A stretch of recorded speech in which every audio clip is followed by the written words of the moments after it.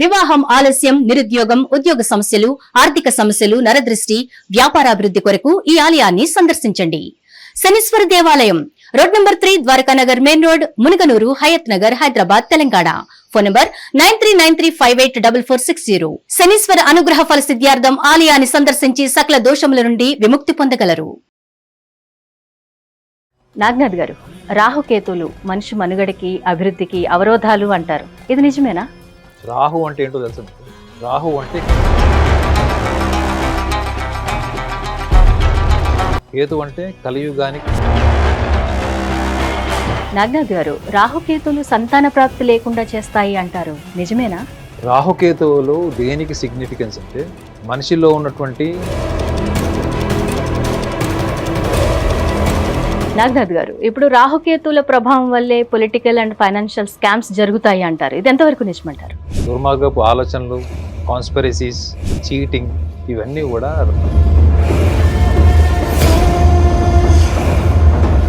రాజకీయ హోదా, ఆధ్యాత్మికత, మోక్షము, వైరాగ్యము ఇలాంటివన్నీ కూడా రాహుకేతు వల్లే సంభవిస్తాయంటారా? అనుభవం ఉన్న ఏ జ్యోతిష్యుడని అడుగు, కానీ రాహుకేతువుల యొక్క ప్రభావం మనిషి జీవితంలో.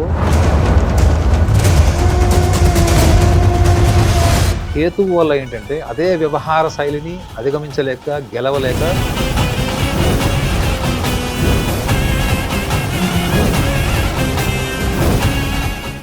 నాగనాథ్ గారు, మరి మీనరాశి వారికి రాహుకేతుల ప్రభావం ఎలా ఉంటుందంటారు? అనుకూలంగా ఉంటుందా, వ్యతిరేకంగా ఉందా? వారి గురించి చెప్పండి. ఖచ్చితంగా.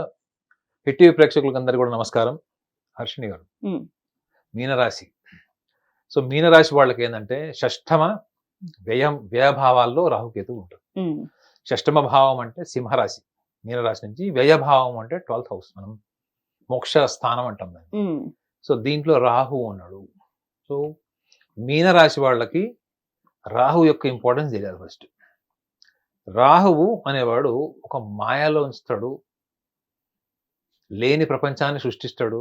ఆ ప్రపంచాన్ని మీరు నిజం అనుకుంటారు, నిజం అనుకుని దాంట్లో విశ్వ ప్రయత్నాలు చేస్తారు, డబ్బులు పెడతారు, రకరకాల ప్రయత్నాలు చేస్తారు. కానీ ప్రయత్నంలో మీరు సఫలమైనా మీ యొక్క జీవితంలో సంతృప్తి ఉండదు, సఫలం కాకపోయినా సంతృప్తి ఉండదు. రాహు ఏ రాశిలో ఉంటే, అంటే ఏ భావంలో ఉంటే దానితో పాటు మీకు అటాచ్మెంట్ ఉంటుంది. రాహు ఎక్కడున్నాడు? వ్యయభావం ఉన్నాడు. వ్యయం అంటే ఏంటి? మోక్షం, లిబరేషన్, సాల్వేషన్, ఇవన్నీ. సో లిబరేషన్ అంటే ఏంటి? దేని నుంచి లిబరేట్ అవ్వాలనుకుంటున్నారు? వ్యవహారిక పరమైనటువంటి లక్షణాలన్నిటికీ అధిపతి ఎవరు? రాహు. అంటే రాహు ఎవరు? ఈ కలియుగానికి రాజు. కలియుగానికి ఇద్దరు రాజులు, ఒకడు రాహు, రెండు శని. కలియుగానికి సన్యాసి ఎవరు? కేతువు. కలియుగ రమణ మహర్షి ఎవరు అంటే కేతువు. సో కలియుగ ధర్మంలో మీనరాశి వాళ్ళు వాళ్ళకంటూ ఒక ఊహాత్మకమైనటువంటి ప్రపంచంలో ఉంటారు. అర్థమైందండి? ఈ ఊహాత్మకమైన ప్రపంచంలో ఎప్పుడు వీళ్ళు వాళ్ళ జీవితాలు, ఆలోచనలు, వాళ్ళ క్రియేటివ్ థాట్స్, ఆ క్రియేటివ్గా పనిచేయడం, స్వేచ్ఛగా ఉండడం, ఎవరి కింద పని చేయకపోవడం, ఎవరన్నా నిర్బంధంలో ఉంచితే కూడా వాళ్ళని తీసి పక్కన పెడతారు. సో గురువు ఆధిపత్యం వహించినటువంటి రెండో రాశి మీన రాశి. అలాంటిది ఇప్పుడు వాళ్ళకి ఆల్రెడీ ఏలినాటి శనులు ఉన్నారు. వాళ్ళు ద్వితీయ భాగం ఏలినాటి శనులు మీన రాశి వాళ్ళు ఉన్నారు. సో ఈ లాస్ట్ గడిచినటువంటి 2.5 సంవత్సరాల్లో వాళ్ళు పడినటువంటి ఇబ్బంది ఏదైతే ఉందో, దాని నుంచి మోక్షం ఎలా దొరుకుతుంది? ముఖ్యంగా రుణ బాధలు, అప్పులు, ఆర్థిక పరమైన విషయాలు, అప్పులు. రెండోది వీళ్ళకి షష్టమాధిపతి కూడా, షష్టమ భావంలో ఎవరున్నారు? కేతు ఉన్నాడు. సో షష్టమ భావంలో కూడా ఏంటంటే ఈ డబ్బుల వల్ల ఇంటి చుట్టూ తిరిగే అప్పులు, లేదా కుటుంబంలో అన్నదమ్ముల దగ్గర తీసుకున్నటువంటి లోన్స్ కానీ, పిల్లల యొక్క కోరికలు తీర్చడం కోసం చేసినటువంటి ఫైనాన్సెస్, అప్పులు, వీటన్నిటి నుంచి వీళ్ళకి మోక్షం కావాలి అనేటువంటి టైం ఏదైనా స్టార్ట్ అయిందంటే మొన్న May 21 నుంచి 18 months. ఒక రకంగా చెప్పాలంటే వీళ్ళకి దైవ బలం ఉన్నప్పటికీ కూడా this the most difficult and tough time. Rahu యొక్క మాయ అని చెప్పా కదా, ఒక త్రిశంకు స్వర్గాన్ని రాహు మీ ముందు సృష్టిస్తే మీనరాశి వాళ్ళకు కూడా ఒక డిఫాల్ట్ వాళ్ళకు ఉన్నటువంటి పర్సనాలిటీ ట్రైట్ ఏంటంటే వాళ్ళు ఎప్పుడు కూడా ఈ వ్యవహారిక సమస్యలు, వ్యవహారిక పరమైన విషయాలు వాళ్ళకి అసలు ఇంట్రెస్ట్ ఉండదు. వాళ్ళు ఎప్పుడు కూడా ఏదో చేయాలి, ఏదో చేసేసేయాలి, మనం ప్రపంచానికి ఒక స్పెషల్ గుర్తింపు ఉండాలి. ఇప్పుడు సపోజ్ ఒక పెయింటర్ ఉంటాడు, ఒక మంచి ఆర్టిస్ట్. సో వాడి జీవితం అంతా ఇంకా అదే అని అందులోనే బతుకుతాడు. వాడికి చిన్న పని కూడా వ్యవహారంలో పోయి టెలిఫోన్ బిల్లు కట్టడం దగ్గర నుంచి చిన్న చిన్న పనులు కూడా రావు వాడికి. ఎందుకు అంటే వాడు ఒక ఊహాత్మకమైనటువంటి ప్రపంచం వాడు సృష్టించుకున్న దాంట్లో ఉంటాడు. దాంట్లోనే వాడు మాస్టర్ అవ్వడానికి ట్రై చేస్తాడు. ఓకే, రాహు ఏం చేస్తాడు? రాహుగా తీసుకెళ్లి మిమ్మల్ని డెల్యూజన్స్ లో పెడతాడు. ఈ డెల్యూజన్స్ మీనరాశి వాళ్ళకి ఎట్లా అప్లై చేయాలంటే, అది మీరు క్రియేటివ్ ఫీల్డ్ లో, ఇన్నోవేటివ్ ఫీల్డ్ కి అది సూట్ కాదు. రాహుది ఎక్కడ సూట్ అవుతుంది, అది ఎక్కడ యాప్ట్ గా ఉంటుంది అంటే వ్యవహారంలో. మీరు పెయింటర్ అయి ఉండొచ్చు, వరల్డ్ క్లాస్ పెయింటర్, కానీ మీరు వ్యవహారంలోకి వచ్చేటప్పటికి వ్యక్తులతో మాట్లాడడం, వాళ్ళని అర్థం చేసుకోవడం, ఒకవేళ మీరు పెళ్లి చేసుకుంటే భాగస్వామిని అర్థం చేసుకోవడం, బంధువులు, చుట్టాలు, మీ కులం వాళ్ళు, మీ మతం వాళ్ళు, వాళ్ళకు తగ్గట్టుగా ఉండడం, రిలేషన్స్ అన్నింటిని ఎస్టాబ్లిష్ చేయడం, పిల్లల్ని సరిగా పెంచడం, ఇవన్నీ ఏంటి వ్యవహారిక పరమైన విషయాలు. బిజినెస్ కావచ్చు, జాబ్ కూడా కావచ్చు. ఇక్కడ వాళ్ళకి ఏ విషయాలు కూడా రావు. వాళ్ళ ఫీల్డ్ లో, వాళ్ళ టాలెంటెడ్ ఫీల్డ్ లో వాళ్ళు masters, because they are doing that mastery with freedom. మీకు వ్యవహారంలో ఫ్రీడమ్ ఉంటుందా? ఎప్పటికప్పుడు మీ మెడక మీద కత్తులు ఉంటాయి. ఇదే వీళ్ళు ఎదుర్కొంటున్నటువంటి సమస్య. బిసైడ్ ఏలినాటి శని, అది ద్వితీయ భాగం ఉన్నారు. సో వాళ్ళు రాహు యొక్క లక్షణాలు వీళ్ళు ఎలా అర్థం చేసుకోవాలి, వ్యవహారంలో ఎలా మార్చుకోవాలి వీళ్ళు అంటే, మీనరాశి వాళ్ళకి లౌకిక జ్ఞానం అంటే, లౌకిక జ్ఞానం లేకపోయినా కానీ వాళ్ళు మాటలతో యుద్ధం చేయగలరు. ఒకటే మాటలో మిమ్మల్ని ఎవరెస్ట్ మీద పెట్టగలరు, ఒక మాటని మిమ్మల్ని భూమికి తేగలరు. దీన్ని వీళ్ళు వ్యవహారం నుంచి తప్పుకిచ్చుకోవడానికి, వ్యవహారం నుంచి వీళ్ళు వ్యవహారిక సమస్యలు ఎదుర్కోవడం కోసం ఆయుధం లాగా వాడతారు వీళ్ళు. సో వీళ్ళు ఎదుర్కొంటున్నటువంటిది ఏంటి? ఇప్పుడు రుణ బాధలే వీళ్ళకి మెయిన్ ప్రాబ్లమే, ఫైనాన్సెస్. ఎందుకు? మోక్షంలో రాహు ఉన్నాడు కాబట్టి. ఈ రాహు అంటే దేనికి అధిపతి? ఇహలోక సుఖ సంతోషాలన్నిటికి అధిపతి. కారు, బిల్డింగ్, బంగారం, నగా నట్ర, ఇవన్నిటికి అధిపతి. సో వీళ్ళకి నాకు తెలిసి ఈ 28th నవంబర్ నుంచి చాలా బెటర్ పీరియడ్ స్టార్ట్ అవుతుంది. That is one good aspect. So 28th November 2025, అది ఏలినాటి శని ఉన్నప్పుడు కూడా ఒక విషయాన్ని గమనించాలి ఏంటంటే, మీనరాశి వాళ్ళందరికీ గోచార ఫలరీత్యా ఏలినాటి శని, కానీ వాళ్ళ జన్మ లగ్నాన్ని బట్టి వాళ్ళకి శని గ్రహం ఎక్కడున్నాడు, వాళ్ళు ఇది కూడా గమనించాలి. అంటే శని యొక్క ప్రభావం లేకుండా మీరు డబ్బు సంపాదించలేదు. Without the support of Saturn you cannot become rich. కలియుగంలో ఇద్దరే రాజులు అని చెప్పాను. రాహు వ్యవహార శైలి, శని ధనం. ఈ రెండు లేకుండా మీకు కలియుగంలో ఏముంది? ద్వాపరంలోనే ఏం లేదు. ఈ రెండు లేకుండా ఇంకా కలియుగంలో ఏముంటుంది? సో వీళ్ళు లౌకికంగా అర్థం చేసుకోవాల్సింది ఏంటి? వీళ్ళు మాట పట్టింపుకు వెళ్ళకపోతే చాలు మేడం. అర్థమైందా? మాట పట్టింపు ఎంత స్వాభిమానం ఉంటదంటే వీళ్ళకి, దుర్యోధనుడు కూడా ఉండదు. తెలుసు కదా, దుర్యోధనుడు ఒక్క స్వాభిమానం. ద్రౌపది మయసభలో నవ్వింది అని ఒక్క రీజన్ తో యుద్ధం జరిగింది. 10 లక్షల మంది పోయారు. సో వీళ్ళు అట్లాంటి ఎగ్జాంపుల్ తీసుకోవాలి. మన పని మనం చేస్తున్నాం. వాళ్ళకి ఇంద్రియాలు, ముఖ్యంగా చెవులు ఉంటాయి చూడండి, ఈ చెవులు వాళ్ళకి పెద్ద శత్రువులు. కళ్ళతో చూసింది మనకి ఎక్కువ ఎఫెక్ట్ ఉంటుంది మేడం, చెవులతో విన్నదానికంటే. కానీ వీళ్ళకి చెవులే వీళ్ళ శత్రువులు. ఎలా? వీళ్ళు ఎవరైనా చిన్న మాట అన్నారనుకోండి, దాని మీద ఎంత యుద్ధం చేసి ఈగో సెంట్రిజం డెవలప్ చేసుకొని లేనిపోనివన్నీ ఊహించుకొని అనవసరమైనటువంటి యుద్ధాన్ని దిగుతారు వీళ్ళు. ఇవన్నీ దేనికి సూచిస్తున్నాయి? షష్టమ భావం అంటే శత్రుస్థానం, వ్యయభావం, లాస్.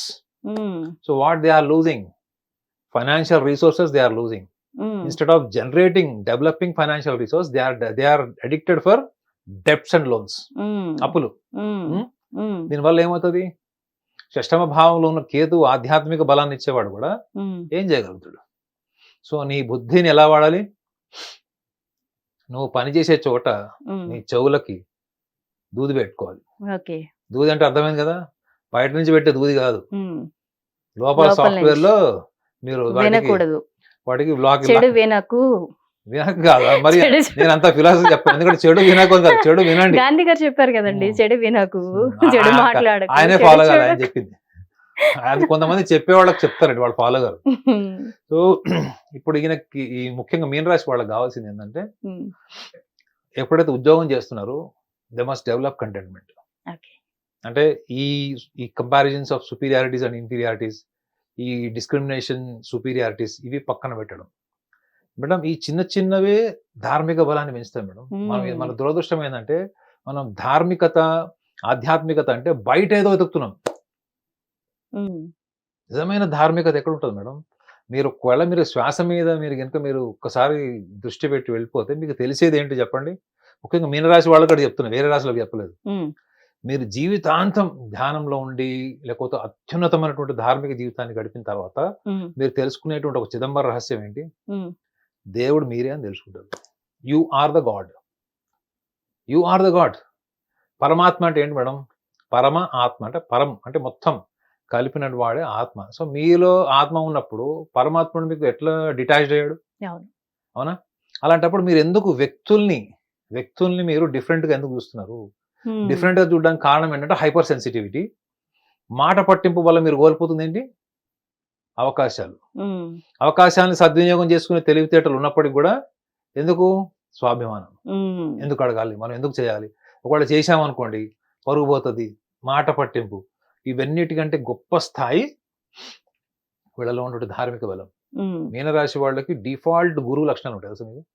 డిఫాల్ట్ ఉంటాయి వాళ్ళకి. ఉమ్, బై బర్త్. ఉమ్, రిక్షా వాడికి కూడా 4 ఫాలోవర్స్ ఉంటారు. ఓ, అది లక్షణం అది వాళ్ళకి. ఉమ్, ఎందుకు అంటే వాళ్ళు ఎప్పుడు ఎదుటి వాళ్ళ కోసం నిలబడతారు మేడం. ఉమ్, సమస్య ఉంది అంటే రెడీగా చెప్పులు వేసుకుని ఉంచిన వాళ్ళలో మీనరాశి వాళ్ళు ఉంటారు. ఉమ్, మీన, తుల, మిథునం, ఉమ్, కర్కాటకం వీళ్ళందరూ ఇట్లా నుంచుంటారు అన్నమాట అక్కడ. ఓ. సింహరాశి వాళ్ళు కనిపిస్తారు కానీ వాళ్ళ ఆవిడ ఫోన్ చేసిందంటే వెళ్ళిపోతారు. Okay. అంటే రిస్క్ అడ్వెంచర్స్ కి దూరం ఉంటారు దూరంగా సింహరాశి ఉంటారు వాళ్ళు. వాళ్ళు. ఉమ్, సో ఇప్పుడు మీనరాశి వాళ్ళు గమనించాల్సింది మంచి టైం స్టార్ట్ అవుతుంది. 28వ తారీఖు నుంచి నవంబర్ నుంచి మంచి టైం స్టార్ట్ అవుతుంది. ఆల్రెడీ ఇప్పుడు చెప్పిన ఈ ప్యాకేజ్ ఆఫ్ ఎనాలిసిస్ ని మీరు మైండ్ లో పెట్టుకొని చిన్న ప్రయత్నం చేయండి. Um, end of the day you will realise there is nothing comes out of your mind, everything is within. Um, so ప్రపంచంలో ఏ ఒక్క బలమైనా కానీ మీ నుంచే ఏర్పడుతుంది తప్ప బయట ప్రపంచం నుంచి కాదు అన్న విషయాన్ని వీళ్ళు గ్రహిస్తే ఉమ్, ఉమ్, రాహు క్రియేట్ చేసే డిల్యూజన్ నుంచి బయటికి రావచ్చు. మీ రాశిలో ఏవైతే ఉంటాయో మరి ఇమాజినేటివ్, ఉమ్, మీకు మీనరాశి వాళ్ళ గురించి ఏం రాసి ఉంటుంది తెలుసా? ఉమ్, పగటి కళలు కానీ వాళ్ళని రాసి ఉంటుంది బుక్ లో. ఓ, నిజంగా నేను రీసెర్చ్ చేస్తే తెలియదు ఏంటంటే వాళ్ళు క్రియేటివ్ ఫీల్డ్ వాళ్ళు. They are okay. Very creative people. Um, creative people ఎప్పుడు కూడా కాపీ ఎందుకు కొడతారు మేడం? ఉమ్, అవునా? కొట్టరు. కాకపోతే ఈ క్రియేటివ్ ఫీల్డ్ లో ఉన్నవాళ్ళు ఈ ఆబ్జెక్టివ్ ఫీల్డ్ కు కూడా వీళ్ళు కనెక్ట్ అవ్వాలి. ఓకే. రాహు ఏంటంటే మేడం, రాహు ఈ ఆబ్జెక్టివ్ ఫీల్డ్ కి, ఈ క్రియేటివ్ ఫీల్డ్ కి, ఈవెన్ మిస్టికల్ ఫీల్డ్ కి కూడా ఒక దాన్ని ఏమంటారు, open door. Um, it is open door అంటే వాటన్నిటికి కూడా ద్వారం ఓపెన్ చేసి పెట్టాడు అని అర్థం. ఉమ్, సో కాబట్టి వీళ్ళు తెలుసుకోవాల్సింది ఏంటి? అన్ని విషయాల్లో కూడా వీళ్ళు చిన్న చిన్న విషయాలను కూడా చెవులు ఎక్కించుకొని అది మెదడులో పెట్టుకుని జీవితకాలం బాధపడి ఉమ్, దీనివల్ల వ్యవహారం కోల్పోతే వ్యవహారంలో మనము కష్టపడాలి తప్ప పరమార్థంలో కష్టపడాల్సిన అవసరం లేదు ఓకే. మేడం. ఉమ్, పరమార్థ సాధన ఇఫ్ యు కంపేర్ విత్ వ్యవహార విచ్ ఈస్ వెరీ ఈజీ, వ్యవహార శైలి ఈజ్ వెరీ డిఫికల్ట్. ఉమ్, ఎందుకంటే వ్యవహారంలో మీరు మారాలి, మాడిఫై అవ్వాలి, చేంజ్ చేసుకోవాలి. మీకు అసలే వ్యయంలో రాహు, షష్టమంలో కేతు ఉన్నప్పుడు ఎందుకు అనవసరమైనటువంటి ఆర్భాటం, ఈగో ప్రాబ్లమ్స్, మేనేజ్మెంట్ అని ఎందుకు? అవును, అవును. So simply be modest um, and accept what you are. Already 2.5 years మీరు ఏలినాటి శని దాటారు. ఉమ్, ఇప్పుడు మళ్ళీ రాశి సంచారం శని మళ్ళీ మీన రాశిలోకి వచ్చేస్తాడు ఈ డిసెంబర్ జనవరిలో. ఉమ్, సో మళ్ళీ మీరు ఏదో బాధపడిపోతారు, కష్టాలు పెరుగుతాయి, వ్యయంలో రాహు అని అనుకోవాల్సిన అవసరం లేదు. ఉమ్, వ్యయంలో రాహు మిరాకిల్స్ కూడా చేస్తాడు, ఉమ్, సెన్సేషన్స్ చేస్తాడు, గతంలో మీరు పోగొట్టుకునే మళ్ళీ తెచ్చిస్తాడు. ఉమ్, షష్టమంలో కేతు, శత్రువులు మళ్ళీ మిత్రులు అవ్వచ్చు. ఉమ్, మిమ్మల్ని కొట్టిన వాళ్ళు, తిట్టిన వాళ్ళు, ఇన్సల్ట్ చేసిన వాళ్ళు కూడా మళ్ళీ మీ ఇంటికి వచ్చి మీ కాళ్ళు పట్టుకోవచ్చు. ఉమ్, కావాల్సిన జెస్ట్ ఏంటి? What is the Zest you need to have? Um, I must grow. ఆ మైండ్ సెట్కి వస్తే చాలు. ఓకే. మరి వీరికి ఇచ్చే పరిహారాలు ఏంటి అంటే ఏం చెప్తారు? పరిహారం అంటే ట్రావెలింగ్. వీళ్ళు కూడా ట్రావెలింగ్ ఎందుకంటే వీళ్ళు ట్రావెలింగ్ వల్ల వీళ్ళ కొత్త పరిచయాలు, కొత్త స్నేహితులు అన్ని పెంచుకునే లక్షణాలు ఉండవు. వీళ్ళకి ఎక్కువ సోషలైజేషన్ ఇష్టం ఉండదు, లిమిటెడ్ ఫ్రెండ్స్ వీళ్ళు. బట్ ట్రావెలింగ్ వల్ల ఏంటంటే వీళ్ళకి అట్మాస్ఫియర్ ఇంపాక్ట్ ఎక్కువ ఉంటుంది మీనరాశి వాళ్ళకి. అంటే ప్రకృతి, లేకపోతే పర్యావరణం, లేదా కొత్త ప్రాంతాలు. వీళ్ళ వల్ల ఏంటంటే మనసు వీళ్ళది చెప్పదు క్రియేటివ్ ఫీల్డ్ ఉంటుంది కదా, ఎప్పటికప్పుడు వీళ్ళని వీళ్ళు ఎన్హాన్స్మెంట్ చేసుకునే అవకాశం ఉంటుంది.